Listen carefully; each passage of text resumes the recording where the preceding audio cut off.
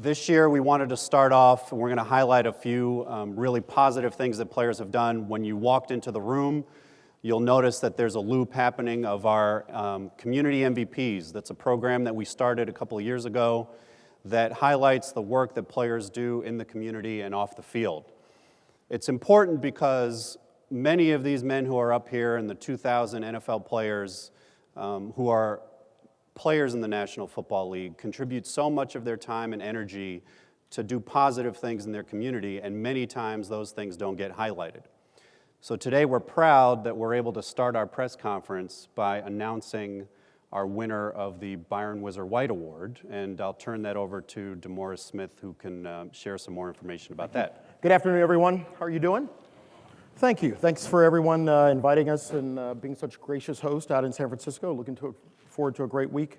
Since 1967, the Byron Whizzer White Award has been the highest honor that the NFLPA can bestow upon a player. This year's finalists are Thomas Davis with the Carolina Panthers, Rashad Jennings with the New York Giants, Stefan Tulloch with the Detroit Lions, Delanie Walker with the Titans, Benjamin Watson with the New Orleans Saints. Yay. A hand for all of them. You know, I'm just not going to stand here. Just not gonna. He's in a good mood today. I want to read a little bit about the wonderful works that our players are doing in the community and the truly outstanding service that these men have dedicated to their community over the course of their career. Rashad Jennings helps young youth in the area overcome educational and health challenges that impacted him as a child. The Rashad Jennings Foundation mission is to make school fun by providing tools and mentorship that guarantees individual success while promoting health and fitness. Mr. Tulloch is focused on improving education in Detroit. The Stephen Tulloch Foundation is making a positive impact in students across the Michigan area. The foundation has adopted 55 area schools, supplying them with computer labs and other necessary supplies. Mr. Walker launched his nonprofit to provide inner city and low-income children with educational opportunities and resources. The Delanie Walker Gives Back Foundation hosts a college prep initiative as well as football camps and giveaways. Mr. Benjamin Watson, a member of the NFLPA Executive Committee, also a finalist for the 2015 Walter Payton Man of the Year. His Watson One More Foundation hosts events for families in need, including holiday gift giveaways. And ladies and gentlemen, this year's winner, Mr. Thomas Davis of the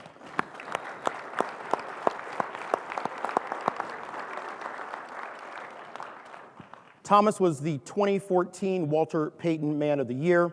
He established the Thomas Davis Defending Dreams Foundation in 2008. That organization hosts Youth Leadership Academy, free youth football camp, as well as back-to-school and holiday giveaways. This Linebackers Foundation focuses on benefiting underprivileged youth in North Carolina, South Carolina, and Georgia. And now, if I could be joined up on the stage with our representatives from Delta Private Jet. And where's Miss Davis? Here? Welcome. Thank you very much. Come on up. Thomas is a little busy this weekend. Excuses. Here to accept the award on his behalf is Miss Kelly Davis, Thomas's wife. Thank you very much. Congratulations. Thank you very much.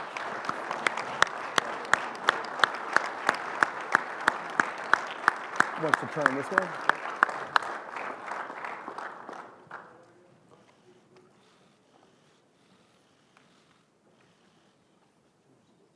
Thank you. Do you want to say a few words? Thank you guys so much. We just want to extend a huge thank you to the NFLPA and also to the family of Byron White. Thomas would have loved to have been here today, but of course he's preparing for Sunday. And he just wanted me to tell everybody thank you as well. This money is going to go a long way to help with the things that we do in these communities in these 3 states, and to also help expand our Youth Leadership Academy so that they can actually get their own building for the academy. So it's awesome, and we just really appreciate it. Thank you, guys. Thank you. Congratulations. Fantastic. Mr. Turner. Just one second. Kelly. 1 second, Kelly. We also want to give an award for our Delta Private Jets. We are proud and honored to be able to give away or participate in an award and also work with the NFL Players Association. It's really a delight, and congratulations again. Thank you so much. Thank you. We appreciate it. Thank you. Thank you. Thank you very much. Awesome. Thank you.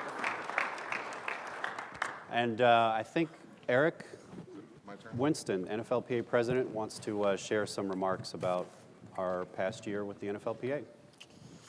Thank you. Well, let me adjust this microphone from where Dee was. Yeah, it's a little short. You know, I thought I'd get away with the chairs. Yeah. You know, No, it's not going to extend anymore. First of all, I want to introduce, or not introduce, but just point out someone very pivotal in my life and everything here. She's making her first Super Bowl appearance. My wife, Jennifer, here sitting third row in. She mans the fort when I'm in D.C. or here or everywhere else, so she got to come out to the Super Bowl this year, so it's a lot of fun, so we're all happy she's here. You know, I've always believed, and this is something when I first started, that the main goal of my time as president was going to be a bridge, not from just CBA negotiation to CBA negotiation, but to strengthen the bonds of our current players and our former players, from our veterans and our rookies, and also the relationship between our administration and our members. Thanks to the work of these men standing here right behind me, and to the many people sitting out in the audience, we have made tremendous strides in a lot of those areas. Our collective bargaining issues, we have not only grown stronger because of the court cases we've won and the precedents that they've set, but when it comes to the players' rights issues, we will always hold firm, whether it's in ongoing negotiations or in anything else. Those things will always stay the same. They're fair due process, transparency, and independent arbitration. And those things we will always fight for, we will always go after, and we will always strive to achieve. Sorry, I'm a little mixed up. For our current players and our former players, we have increased a lot of transition services to our members through well-funded programs like the Trust. We have now more than 2,000 members that have transitioned off the field and into the Trust, placing them in different jobs, getting them career training, getting them healthy and off the field and into their second career. So we're very excited about that. That continues to grow, and it's turning into something that's incredible. Players Inc. is having more appearances here, booking more appearances for our guys than ever, and we're expecting all-time revenue for them, so that's going to allow us to do more than we have ever had. And as a lot of you know, we've also launched Ace Media this year to produce a lot of content, to also help out with a lot of the things that our players want to do. And then just this week, some of you might know that we've been doing tech tours. We've been going out and taking our members, taking our reps to a lot of the big tech companies, whether it was Uber, or whether it's a venture capital firm, Andreessen Horowitz, whether it's today we toured the campus of Facebook. These things aren't just field trips. They're not just to go out and see the big shiny computers and to see the screens and see what they're doing. It's to go out there and get ideas. It's to get out of this football bubble that sometimes we remain in, obviously, for obvious reasons, and to go out there and see how they think. Hopefully that will spar in something in one of our guys, and that will lead to their next career, to the next transition that they're going to make. So it's been a lot of fun. We still have some more to go. We're going to go see Twitter tomorrow and EA Sports and seeing what they're doing, but I think our guys are getting a lot out of it. I know we're having a lot of fun exchanging ideas, trying to build some synergies, and we've certainly enjoyed it, and we appreciate all that they've done to help us. Our leadership in our locker room, I think, is as strong as it's ever been. We got a lot of veterans helping rookies in issues like financial preparedness and maximizing benefits. Our benefits we've got more guys enrolled. 99% of all of our guys are enrolled in 401ks. That's something that I'm very proud of. I know that's something that all of our executive committee guys are very proud of. We tasked Dee and the staff with a lot. We ask a lot of them. We demand a lot of them. We ask them to come up with strategies that not only can be used at the bargaining table to advance our initiatives, but to help us after when we're done playing. The players and all of us on our behalf want to thank Dee, want to thank all of our staff out here that's standing here for everything that they've done. We have a tremendous amount of respect for you guys. We have a tremendous amount of respect for what you do, and we appreciate all the hours, all the legwork, and everything else you guys put in. Today we're going to highlight, as we have often done at these press conferences, by honoring some history. All of us up here wouldn't be here unless we were standing on the shoulders of our giants that have sacrificed so much to make sure that this is a little bit better than when we got it. And that's what we're doing too. We're going to try to make this a little bit better than when we found it and pass it along to the next generation. So during this press conference, we're going to address your questions, but all of us are going to speak. We're going to try to make sure that everybody's here gets in on it, and that you hear not just from myself and Dee, but you hear from all of us up here, because it's been a collaborative effort going forward, and we've been trying to make sure that everyone's heard and that everyone gets to say and pass along the ideas that they feel, and I think that's helped going forward. So we're proud of that work we're doing. We're looking forward to, we can only hope that the history will look fondly on what we've been doing and making sure that the business of football are better for those guys that come after us. So as everyone here is focused on the 50th anniversary of the Super Bowl, I'd be remiss if I didn't talk about the fact that we're heading into the 60th year of our anniversary coming up in the fall. So we look forward to commemorating some of those moments going into the fall as we do. And with that, I'll pass it along to our Executive Director, Dee Smith. Awesome. Thank you. Good afternoon. We're going to do everything we can to punch through my remarks and then turn it over to questions. First and foremost, I always like to start off just thanking the people who make this happen. So first and foremost, to our wonderful staff, I'm blessed to have the most incredible, dedicated group of people who truly love our players and have done a tremendous job over the decades serving their interest. Certainly, thanks to the executive committee for coming in today. They push me, I lean on them. We truly do rest on the shoulders of people who came before us. And I would be remiss if I didn't talk about our brothers and sisters in labor who are in the room with us today. Ramogi Huma and his efforts with King Coulter, with the gallant and really important effort of trying to unionize the collective action of college players. It's great to see you again, and you'll always have our support. Tim Walters from the Steelworkers, always a friend and a great mentor to me. I would point out that we're going to stand with your brothers and sisters at the Allegheny Technology Company. They've been locked out since August 15th, primarily because they want better health care. Well, there will never be a day where you won't have a lot of our brothers and sisters in the National Football League standing, fighting the battles with you.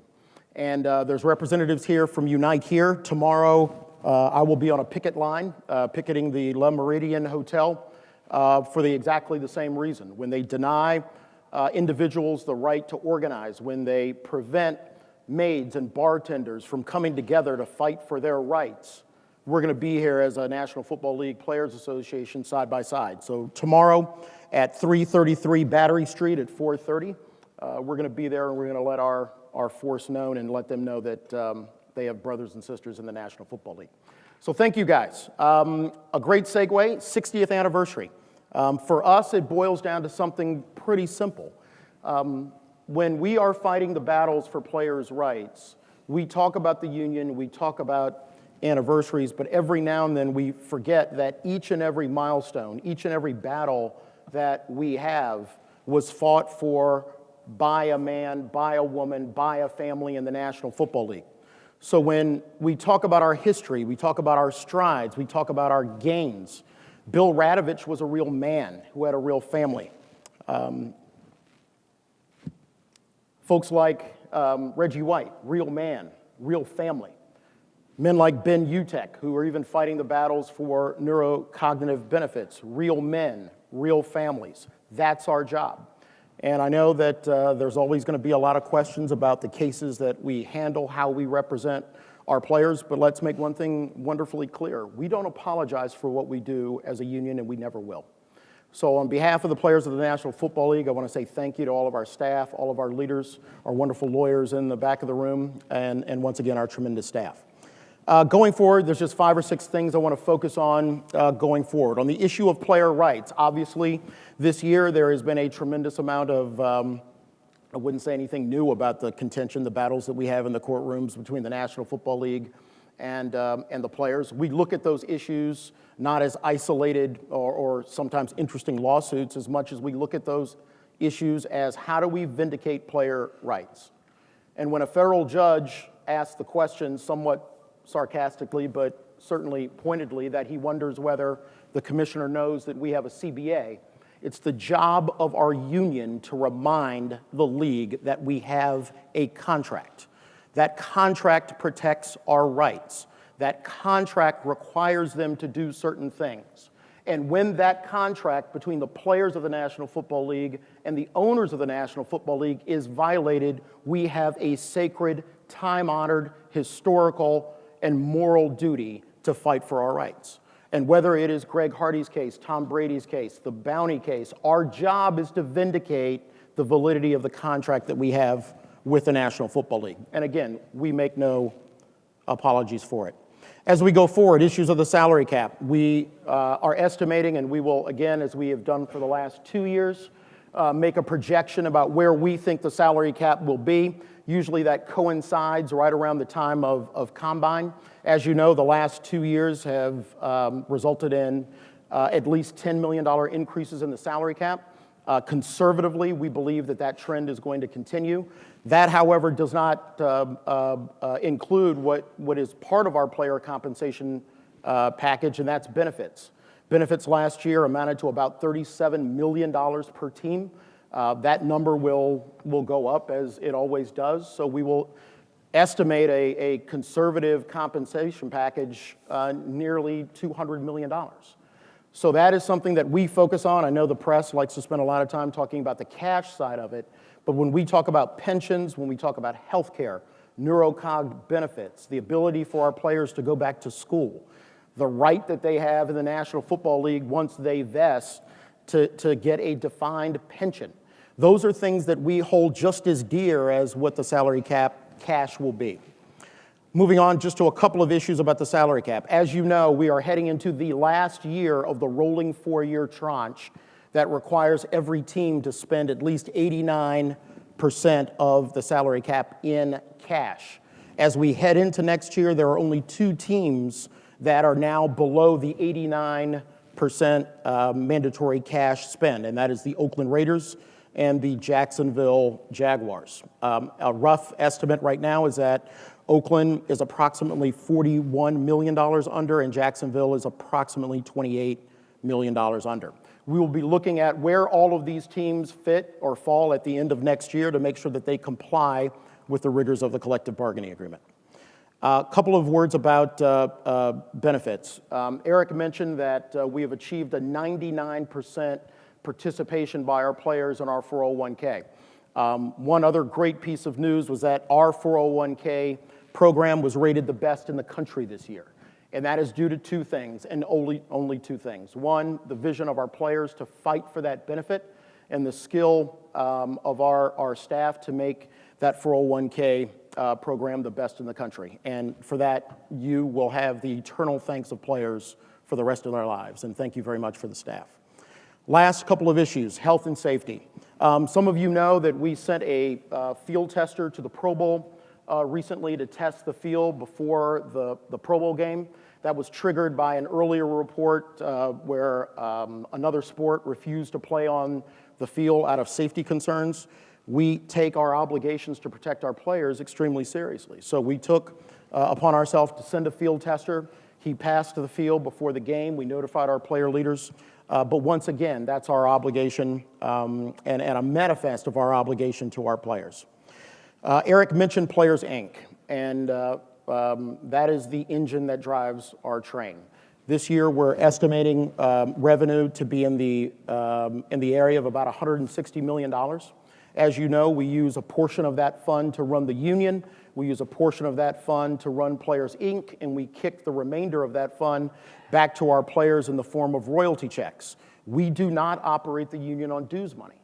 That gives us the ability, as we have had at least a couple times in our history, I think just a few, whether they be lockouts or strikes. While no one, certainly who is a fan of football, wants those things to come, we rest on the shoulders of the people who came before us, who had the vision of not only creating Players Inc. as our wholly owned subsidiary, but also having the vision to use that to run the union in the effort that we could keep our dues money to fight our battles.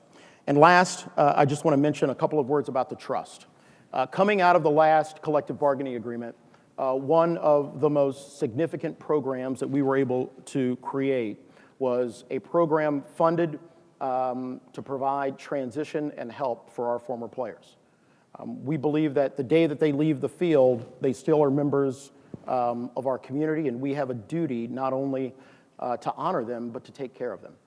We now have over 2,000 former players enrolled in the trust that provides health care, job transition, and really any sort of program that allows a player to regain his life with the hope that their lives after football are actually better than the lives that they had in football. And with that, that's the end of my prepared remarks. I'm sure there's going to be some questions about something. Yes, sir, in the back. Yes, you. No, not you. I'm sorry. I'm kidding. Hey, with all we know, we seem to learn about brain injuries that result from playing tackle football, particularly at this elite level. Is there safety protocol, almost like a smoker whose doctor orders chest x-ray, or a soldier who was wounded in battle, for every man who played in the NFL? What does the NFLPA have in place, if anything, to let every player be made aware of the health of his brain before, during, and after his career? Look, we take our obligation as a union that teaches as much, as seriously as we take our jobs to fight. When we have a partnership, for example, with WebMD to notify our players about concussion protocols, when we move to team meetings and work very hard to talk to players about the importance of taking care of themselves. The reason why we created the Mackey-White Committee in the first place was because when we all took the job, the head of the league's concussion committee was a rheumatologist.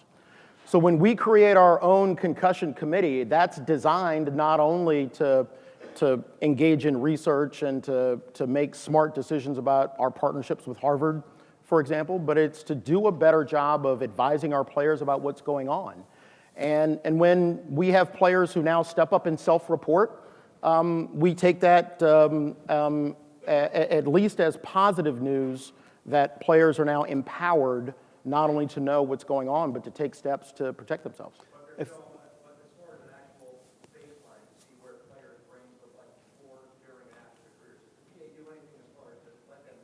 We have player baselines now, but I guess what I'm saying is what we don't do, our job is not to provide health care. Our job is to make sure that the National Football League is accountable to providing the health care to our players. Dee, I think also Matt Hasselbeck wants to share some thoughts on that issue.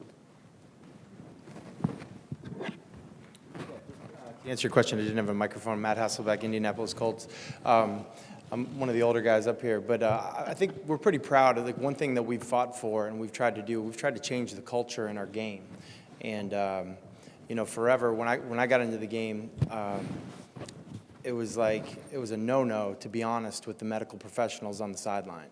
Like, you felt like you were a wimp if you were honest with the team doctor or the trainer or told a teammate or a coach something was wrong with your head. Really any injury, but especially your head. And through a lot of discussion and really education, I think what we've learned as players is it's partly our job. It's everybody's job, but it's partly our job to take ownership of changing the culture in our locker rooms and to educate the younger guys. And sometimes to educate the older guys, and sometimes that's a coach that also played the game. But it's our job to be honest with the medical professionals, all right? That's what we're in, and let them do their job. And we've fought hard for independent doctors on our sidelines that aren't affiliated with the team doctor. We fought hard to improve relationships with our athletic trainers and with our team doctors. And these things are important, and they're important to us, obviously, because we play in the NFL. But I think, for me personally, I think it's even more important to us because whatever we fight for, we know that it trickles down. And it trickles down to college. And these college kids, they don't have someone speaking up for them. And for these high school kids, they don't have someone speaking up for them. You know, there's spring football and hitting for high school kids and even like Pop Warner kids. I mean, we're pro football. We grew up playing football and all these other sports. But there's no voice for these people. And so that's part of the reason why I think we've fought so hard on health and safety, on not just concussion things. We had a field catch fire in a stadium this year. We've got guys tearing their ACLs because they didn't rope off the field, near the, there's other things that go on. You mentioned the Pro Bowl, the U.S. women's soccer team decided this isn't good enough.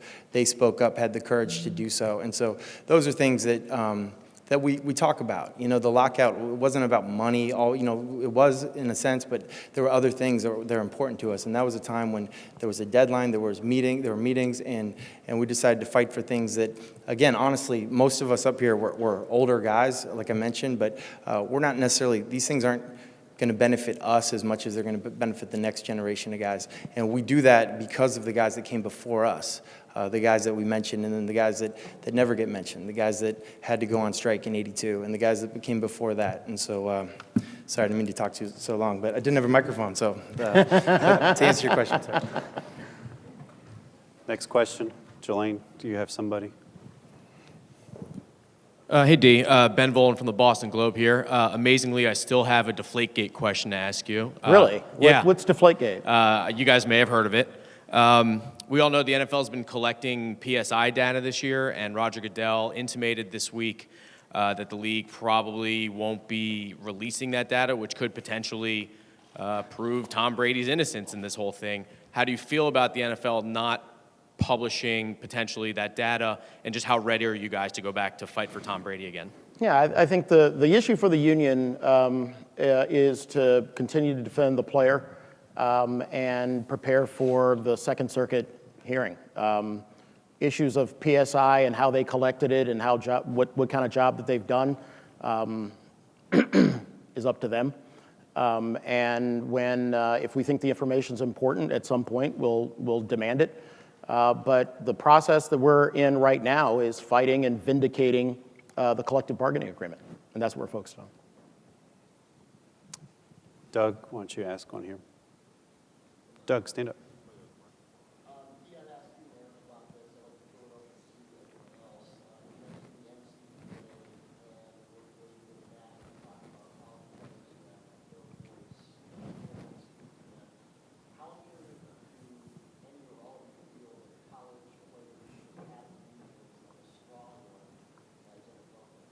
Did everybody hear the question? No. The question was about how strongly does Dee and the rest of the executive committee in our Players Association feel about college athletes unionizing and them having a union? And does Missouri impact that and add to it? Yeah, I mean, I'll kick it off. Look, I think that we were at dinner last night, and I think Matt and I were talking about some of the issues. I mean, we've talked about whether I know that the issues of whether they get paid is how the NCAA would love to frame the issue. The reality is, whether it was the Northwestern players or the players at Missouri, they've all just sought the opportunity to use collective action to engage their, I'll call them employer, but to engage their school. And when you, for example, are still suffering under a rule where if a young man gets drafted, if a young man gets selected and takes a scholarship at a university, coach leaves, new coach doesn't like the kid, well, the kid is punished, right? Because he can't leave without sitting out a year. We still don't have a system that mandates that if you get injured in college, that the university is going to pay your medical bills once you leave. I don't think that we have a real system where everybody has comfort that you're ensuring that people who are expending 40, 50 hours a week at a facility are actually getting the education that they were supposed to get. Well, none of that has to do with whether they get paid or not. So at the end of the day, we would like to see, I think, just speaking the royal we'd love to see the the NCAA adopt a lot of the concussion protocols and protections that we have. So you ask yourself, Are they not as smart as the doctors in the NFL? Well, no. Are they getting different advice from neurologists? Probably not. The only reason that we have been able to achieve the changes in the National Football League is because there's a union there to fight for them. And if anybody else has anything to weigh in, that's, but you know kind of where I am on the issue, right? Jim, go ahead. You got the mic. Jim Trotter, ESPN. CTE's in the headlines again this week with Kenny Stabler being found to have suffered from it. And knowing that CTE is not covered under the concussion settlement, and I realize that the PA didn't negotiate the settlement, but what kind of concerns do you have for former players who pass away and are found to have suffered from CTE but aren't covered under that settlement? Yeah, I mean, we've taken the position, obviously, that we don't represent the people in the concussion settlement. We didn't, as you said, negotiate it, not a part of it. I mean, the two things I think that that are interesting to discuss is the fact that the settlement doesn't cover people who, the only provision that is provided for people who have CTE is if it's found post-mortem. One of the things that we recently found out in a paper that was published in Nature magazine as a result of the players' partnership with Harvard is a very early technology that has possibly developed a drug that could inhibit or reverse the effects of CTE in live mice. Well, I mean, one of the issues that I think that paper raises is could we be in a world where there is a treatment for CTE and people who sign on to the settlement wouldn't be covered for that treatment? I don't know the answer to that, and certainly not in a position to advise or give legal advice to people about whether they opt into the settlement or not. But that paper is something that we are proud of. It resulted from the partnership of the players, and I think that it raises interesting questions. And to expound on that, you know, that's, I think, trying to answer your question a little bit better as well is you know, Dee mentioned the Harvard study. That's something else that came out of our 2011 CBA that we're starting to see strides in. We're taking this holistic approach to try to treat guys and try to help guys and try to find new cures or treatments, preventions, everything that goes along with this. And I think it's hard to tell the future, right? It's hard to understand, okay, what's going to happen in 5 years, 10 years. And as Dee said, if there is a treatment coming around the corner, now is that going to be covered, whatever. But the one thing that I think is we're trying to take those measures to at least address the problem. And I think that's the one thing that, and once we address that problem, once we get to that problem, now we can figure out how to treat it. And I think that goes along with it. But to address the legal issues on it, I think go back to Dee. Eric, if I may, I'm going to take liberty here as quasi-moderator. Mark, you want to expand a little bit on Harvard research? Yeah, just a little bit more about the Harvard research study. This past spring, Zach Diassi and myself went up with Sean Sanseveri to meet with the doctors and the administrators of the study, and we sat down. We learned about all the pilot studies that they are doing through the funding that we have given them, and some of it is, yes, researching CTE and brain trauma, but there are also many other things that we as players experience and former players experience that is a big issue. One of the other things that I think is really kind of cool and a physical innovation that is coming about from it is the technology of this new sort of brace device where you wear a knee brace or an elbow brace, and it has this kind of fabricated mesh, wire mesh, that only allows movement in a certain area, right? So if it senses that you're about to snap your ACL, or you're about to hyperextend your elbow, it'll lock up and be able to prevent injuries such as that, which is very kind of cool, and also something that not only is going to help our players, but also, as was talked about, the high school players, because it'll be available to everybody. And you talked about how do former players get the information that they need, or even the awareness that this type of stuff is out there. Part of this Harvard research study, in the name, you think study, okay, they're researching different ways to help us. Well, how do they know what we need? Big part of it is the former players participating in a survey, in a study that provides the Harvard group with the information of what ailments are they suffering from now, what symptoms are they suffering from now. So we're able to gather this large population study in order to adjust the pilot programs if need be. We have allocated money sparingly right now. You know, it's out there doing the work, but we still have money left to do other subjects if the studies find that out. And you know that's one thing too. So you know if you're a former player, right, participate in this study. That's one of the things that we've found that was difficult because there's no database dating back all the way to the beginning where who are the people who we need to reach out to. We don't have updated addresses or anything. So if you're watching this honestly and you're a former player and you have not filled out the survey, contact the PA and do that, because not only is it going to help you, but really, as we talked about, the only reason we have the things that we have today in the union is because people before us set aside their time, their money, their health, their careers for us to have the things we have. And so this is going to benefit people who play in 10 years, who play in 20 years, to be able to better help them physically and with their health. So, we'll obviously let you know as things progress with the study in different areas, but there are a lot of really cool innovations from some really,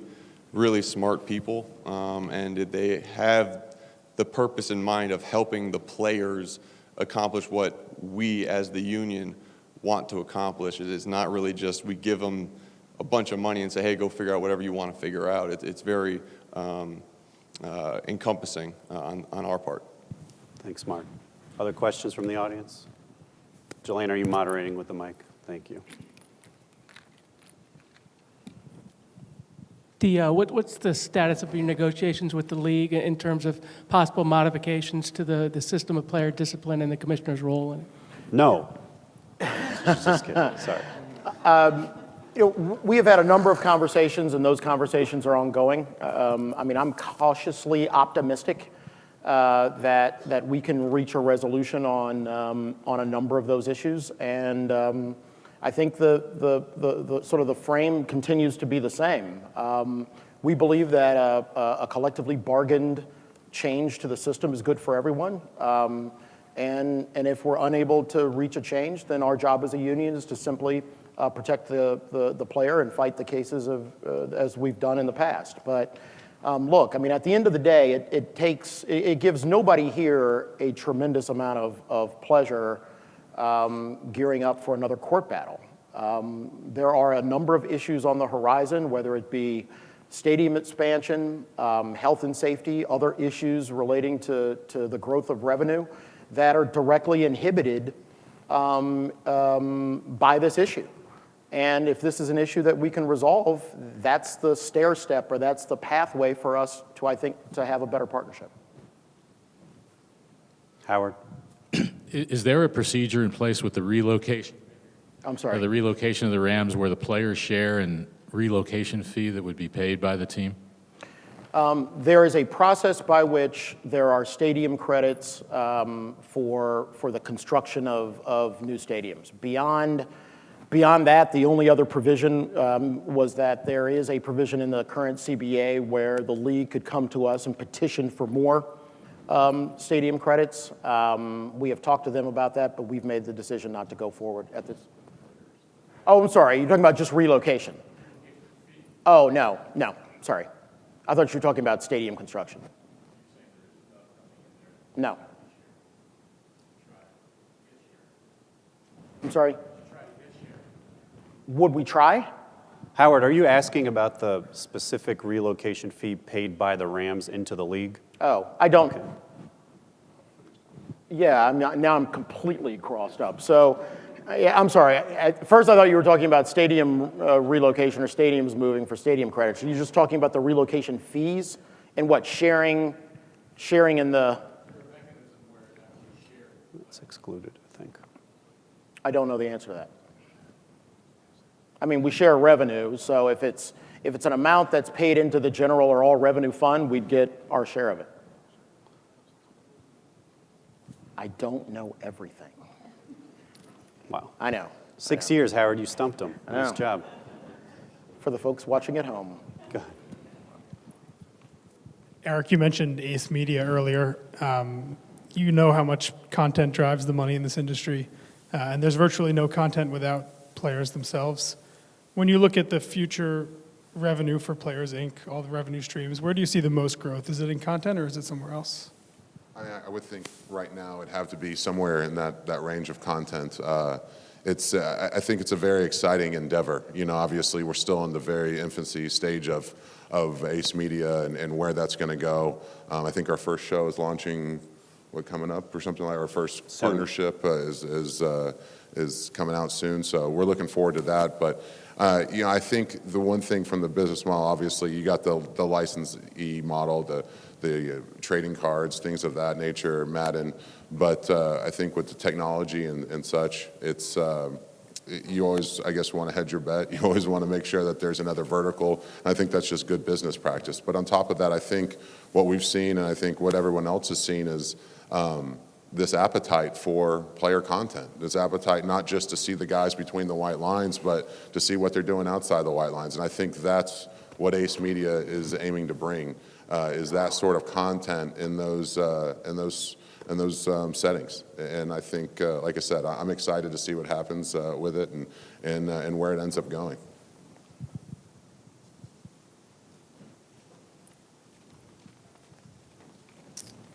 Jim, you had a follow-up? Go ahead.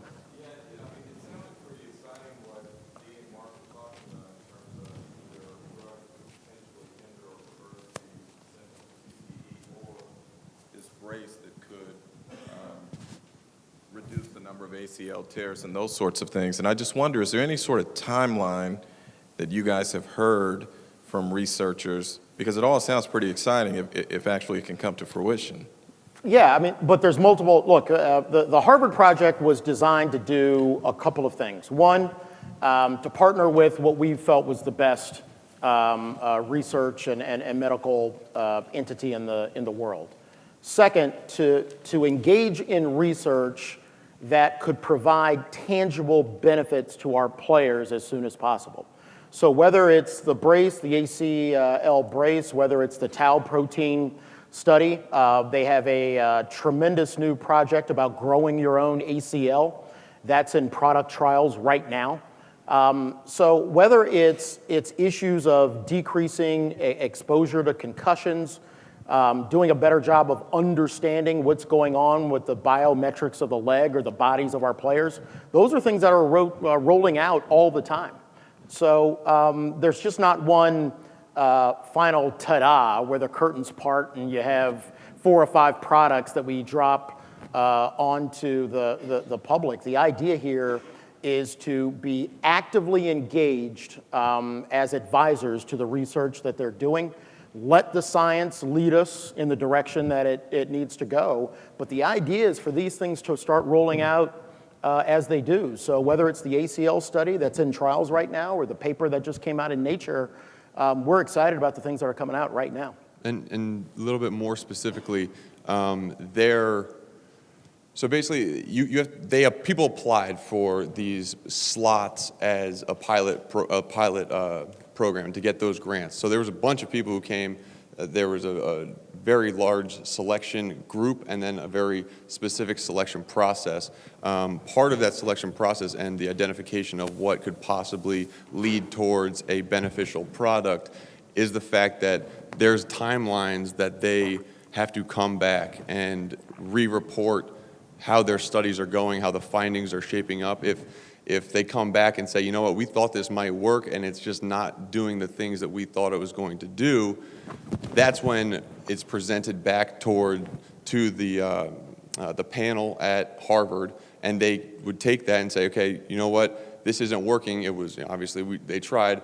We're going to cancel the funding on that and find a new study. So it's not like we're just saying, hey, you have until the end of the CBA to figure out how this brace is going to work. You have to report back to us 6 months, a year and a half, and then 2 years, we wouldn't want something to go long, like really long, unless there was progress being made.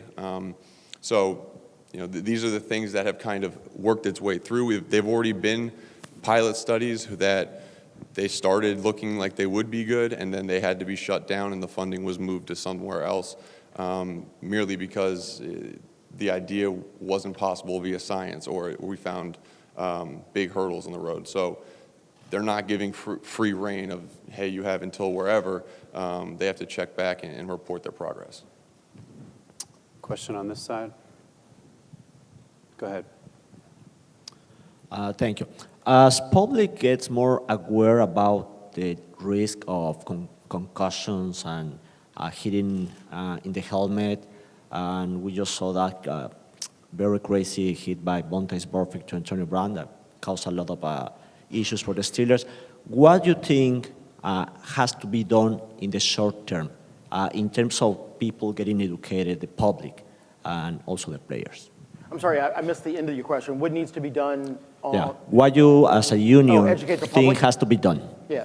Well, look, I think that when Matt was talking about the role that we have in setting the standard and then pushing that standard down to colleges and high schools, we've signed on to the legislation that I believe is now passed in 12, 13 states that does a better job of protecting high school students. I think the work that we do with the Mackey-White Committee, with Harvard, we have just as much an obligation to push those studies as we do to make the success of those studies known. And when it comes to issues of college players and high school players, I think that we have a duty to make sure that everyone knows what we're doing in the National Football League and using that as the standard.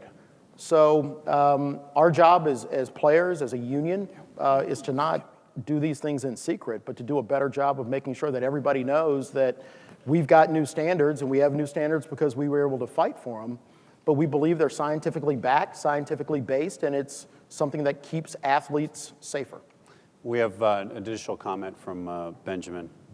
I would just add to that, as far as the public and seeing those hits. I saw that hit that you're talking about, and it's very difficult as a player or as a fan of the game when you're watching a football game to see certain types of hits because you know the damage, at least to the player in the short term. Football is a game that is a contact sport. That's what drives a lot of the game. That's part of what's exciting about the game. You have 11 men going and doing different things, and there's contact there. But we've implemented and we've pushed for health and safety in the form of rules as well. So as you've seen over the last few years, you've seen rule changes. You've seen the types of hits that players can deliver. You've seen the zones where a player can be contacted change. And over time, we were all worried in the beginning that it was going to be impossible for players to hit within a certain strike zone and protect each other. But over time, you've seen, as it's been enforced, how players have changed the way they tackle each other. You've seen it even on the collegiate level, and as Eric said, everything trickles down. You've seen on the collegiate level how players are tackling differently or using their head in different ways. And I think as the public enjoys the game of football because of all the things I just said, but they also want to see that players are respecting each other and that referees are calling the game a certain way, and that certain hits are illegal. Nobody wants to see anybody hurt. And the greatest thing as a player is and this is something that you may not see, but the greatest thing as a player is when someone gets hurt or there's a tough hit, a bad hit, and you see guys on both teams coming together. You see guys on both teams coming together and caring about each other because nobody wants to hurt anyone. We play a violent sport that's a contact sport, but none of us want to go out and maliciously hurt anyone, and we always, as a union and as players on the field, push for the safety of other players. We are for guys being successful, being healthy, providing for their families, having fun playing the game, doing all those things. We're all for that for each other, even though we compete very hard. And so the great thing as a player is, and I think what the public will see and has seen, is that when these sorts of things happen, you see how guys come together because none of us wants to see that sort of thing happen. Thanks. Anybody else with a couple of other questions? Anything that members of the executive committee wanted to add? Oh, we got one back there. Hello, Alex. Microphone coming behind you. Thank you, Julian.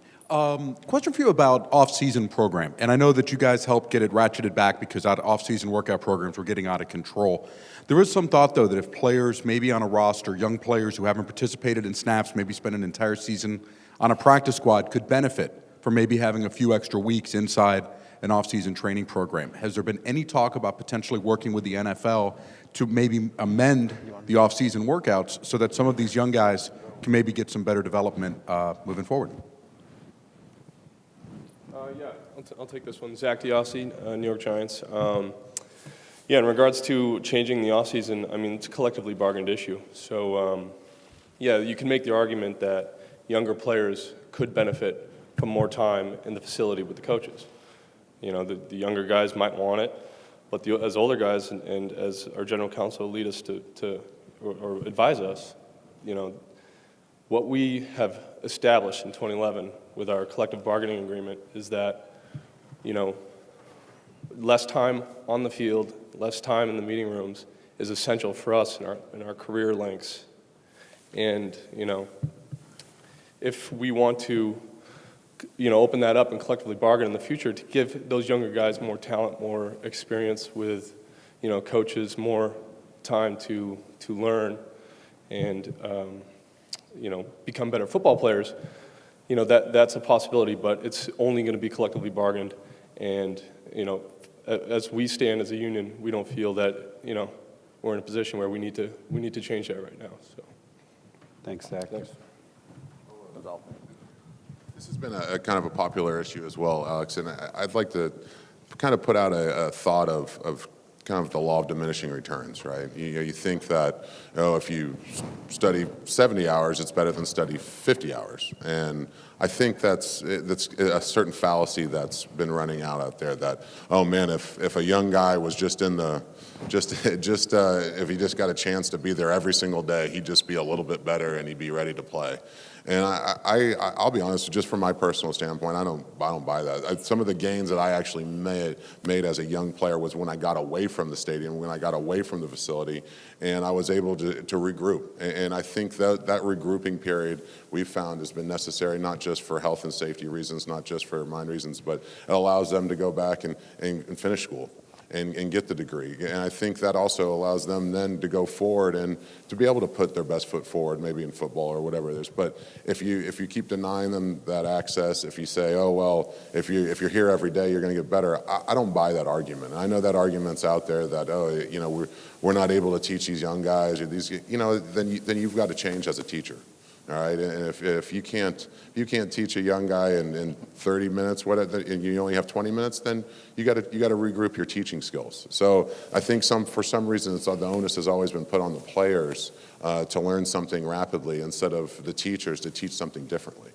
And I think you see certain teams that have rookies that for some reason play well every year and year out. I think there's something to that, and they're being taught maybe a little bit different way. So, like I said, I just wanted to speak to that issue because I see that lurking out there and it's to me in a lot of ways I think it's a cop out from the teams in a lot of ways. I don't necessarily think that if they spent 15 weeks there instead of 12, that they're going to be all of a sudden they're going to be a lot better. It's more about control and it's more about being able to move them around instead of them bettering themselves other places. Mike? Mike, coming your way, Mike. Hold on.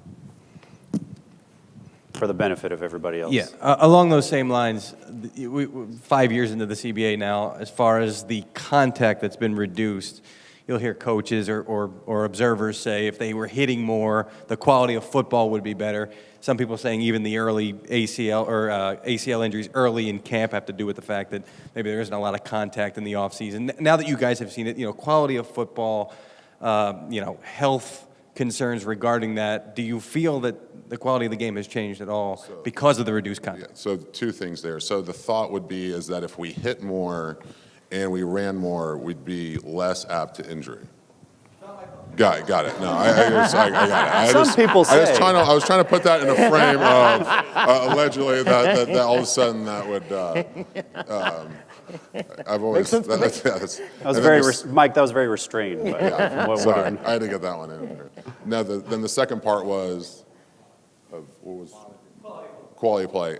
Listen, I think with anything, right, the fans vote, and the fans have been voting unanimously that it's better than ever, right? So, the viewership's up. I look at the game and I guess I don't see a difference. Maybe now that's because I'm in the middle of it and I'm not watching from afar and I don't see every game out there.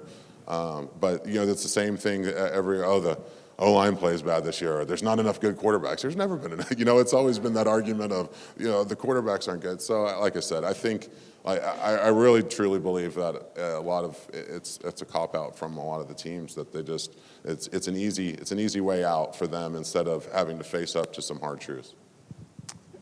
Anybody else want to add or? And let's keep in mind we're all working under the same sort of conditions. No one has a competitive advantage, and if you have rookies that have all rookies across the board have the same amount of time in the meeting room, so there is. The product on the field, like Eric said, it has been fantastic and it keeps getting better. And that's our main concern.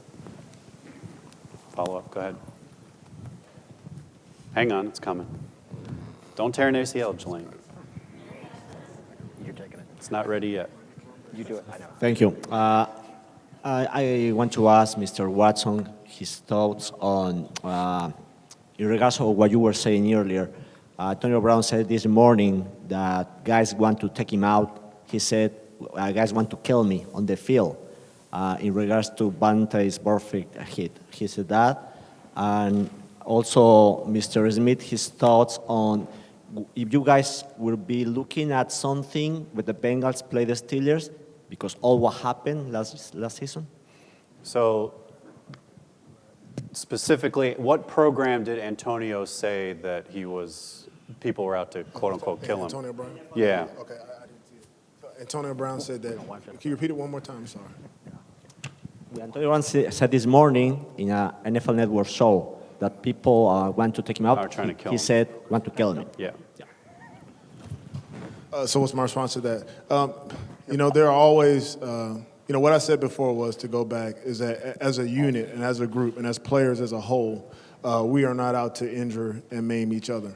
That being said, in any population, you will have outliers. You will have people who push the envelope. You will have people who are malicious. It's not just in football. You can go to any sport. You can actually go to any occupation, and you will see that as well. And so for Antonio Brown to say that, that must be how he felt in that game. We all watched that game. We know the certain players who he's talking about. And so as players, we always push for the health and safety of everyone.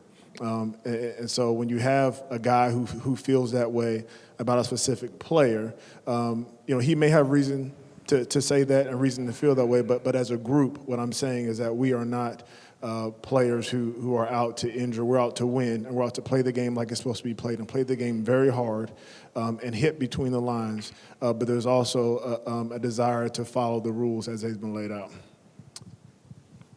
Last question, anybody? No more questions. Okay, thank you very much, everybody. Thanks for being here.